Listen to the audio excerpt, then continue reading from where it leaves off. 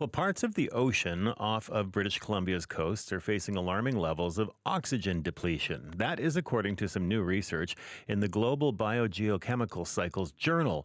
Now, the study focuses on Queen Charlotte Sound, and the phenomenon called hypoxia could have a devastating impact on marine life if it's left unchecked. And joining us now for more on this is Sam Stevens, who led the study.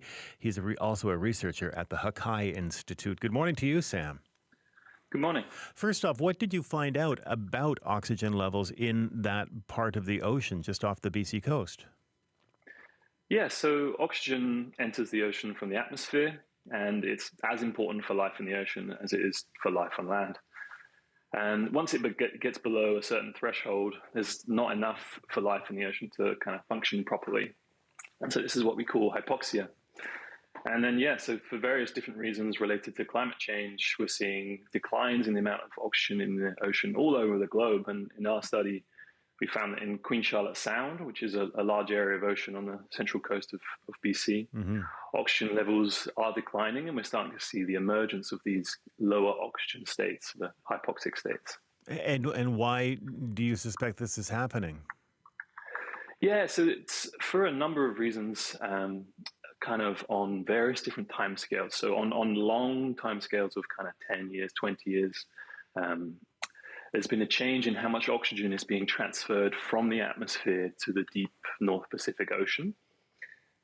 Interestingly, these processes don't actually occur nearby, but it occurs all the way on the other side of the Pacific near Japan and Russia. And these changes are communicated to us here in BC many years later. And these are kind of a result of global warming and its impacts on ocean processes over on that side of the ocean.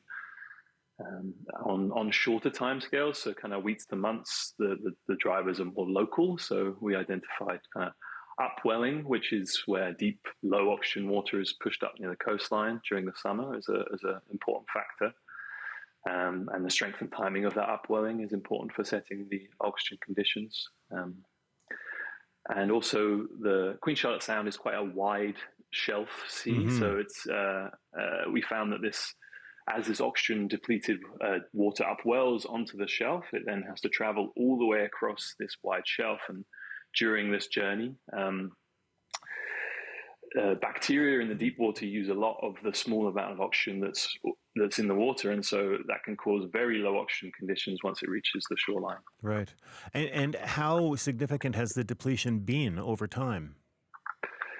Yeah, so it's fairly significant. One good parallel might be to think about air temperatures here in BC, and so throughout the seasons we kind of generally have a range of temperature through the seasons, and then as the climate warms, those temperatures get warmer overall, and we start to experience warmer summers on average, and more extreme high temperatures. Like think about the heat wave we experienced in 2021.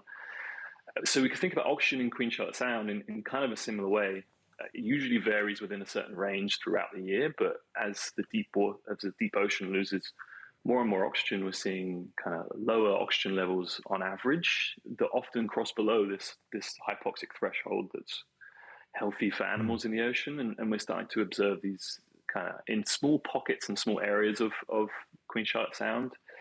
We're starting to observe these extremely low oxygen levels, kind of statistically extreme in very small regions for short periods of time. And that's kind of maybe analogous to kind of like a heat wave, right, that we experience. And is that having an impact on the ecosystems in those patches? So there's no.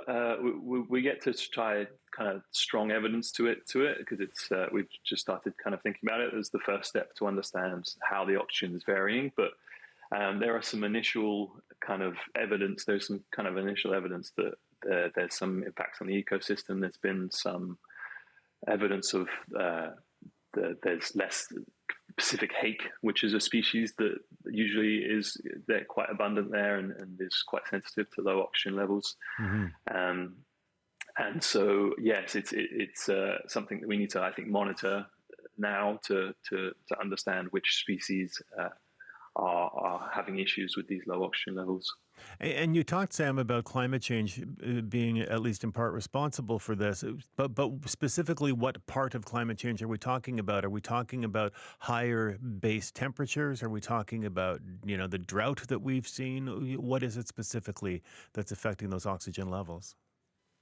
Yeah, so it's mainly to do with higher temperatures and how those temperatures are transferred into the ocean, how that heat is transferred into the ocean, and so the increase in heat energy is in the surface of the ocean is one driver. It's also kind of changes in the patterns of winds that occur due to these kind of changes in heat, which change the amount of oxygen that can get mixed into the ocean, and also we think that perhaps maybe water melting in the Arctic is also kind of forming this freshwater cap on the ocean, kind of near in the subarctic, all the way across near Japan and Russia.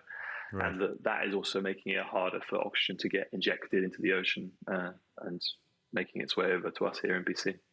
Sam, we appreciate your time this morning. Thank you for telling us more about this. We'll keep an eye on it, and we appreciate your time. No problem. Thanks very much. Thank you. That's Sam Stevens, led the study on new research that shows lower oxygen levels in part of BC's coastal waters, especially in the Queen Charlotte Sound area. He's also a researcher at the Hakai Institute, which is located in that region.